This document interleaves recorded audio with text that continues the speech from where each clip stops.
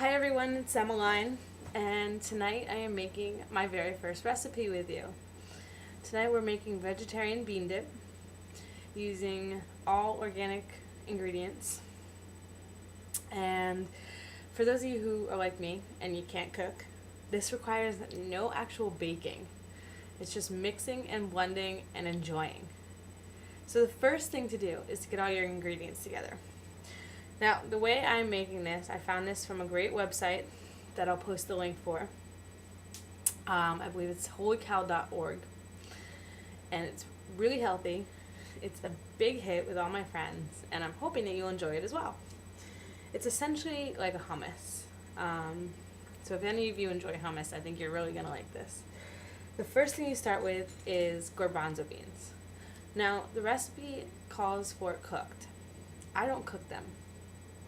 I use raw, and raw beans look like that. They're very tiny, and they're very hard. But if you soak them in cool water, they'll soften up, and it's really easy to crush them, which I'll be doing in a minute. The benefit of raw is that they're healthier. You don't have to worry about like what's been added to them when they were cooked. I got these from Whole Foods, and I don't know if some of you may not know what Whole Foods is. It's sort of the healthy supermarket around here, and Whole Foods, they're actually really cheap.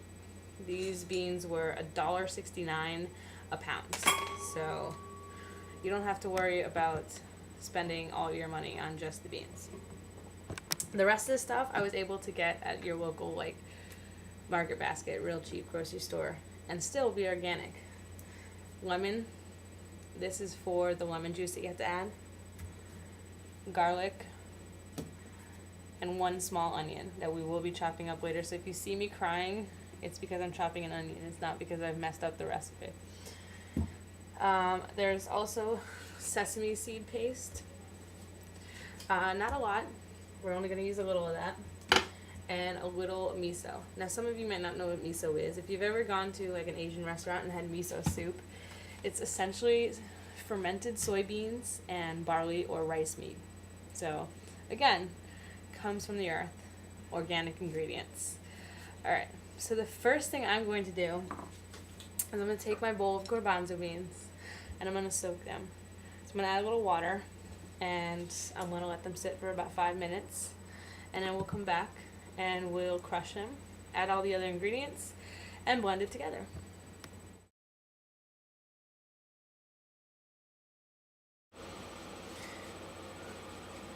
Okay, I'm back. Now that I've soaked the beans, we're going to stick them in the blender because as you can see, they're still whole. We need them crushed in order to add the other ingredients. So, I've got my trusty little blender over here. I'm not going to throw too many in at a time because I don't want to kill my blender. But I'm thinking a couple handfuls and maybe a little more as it starts to get choppier and choppier.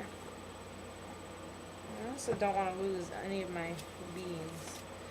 Be careful because these suckers can roll away from you.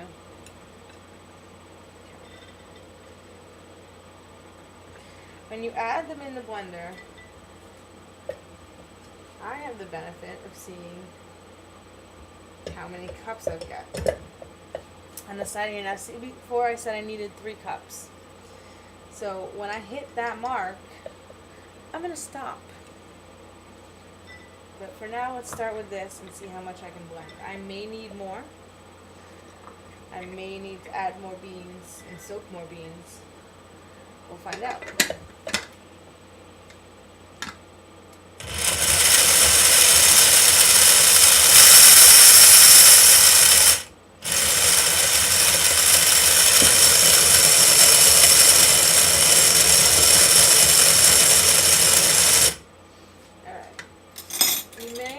Blender like mine that's ancient, you may need to move stuff around a little.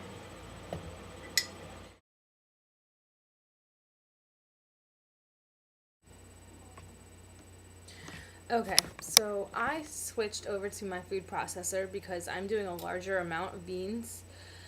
Um, and my blender is not quite as modern as some of them out there. There doesn't have the puree and the blend, the different settings it has on and off. Whereas my food processor is a little more efficient. So now that I've blended everything, now that I've gotten my beans all chopped up, doesn't that just look yummy? I'm going to add it to the blender, and we're going to start adding the other ingredients. So this will come over here, and this will come over here. Alright, so I'm going to have to scoop this out and measure out 3 cups, because the recipe, that's what it calls for, is 3 cups of garbanzo beans.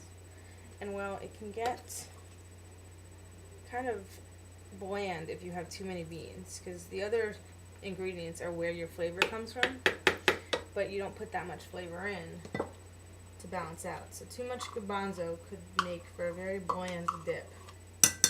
So there's 1 cup. On a lighter note, this is kind of messy, but chopped garbanzo beans are actually really good by themselves. If you're like me and you like things that don't have a lot of kick to them.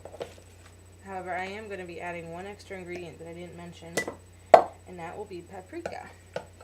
Some recipes, there's a lot of variations on this recipe, but paprika just gives it that extra kick, and it makes it a little more flavorful, and sort of gives it a different type of hummus. Okay. So now that I've got everything into my blender, I'm going to add the other ingredients. The first ingredient to add is 1 small onion.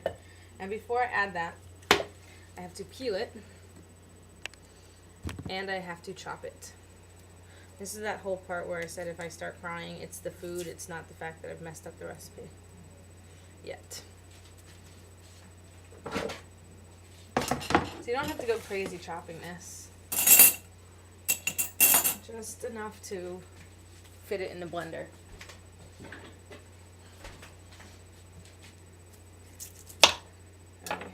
Move the camera down.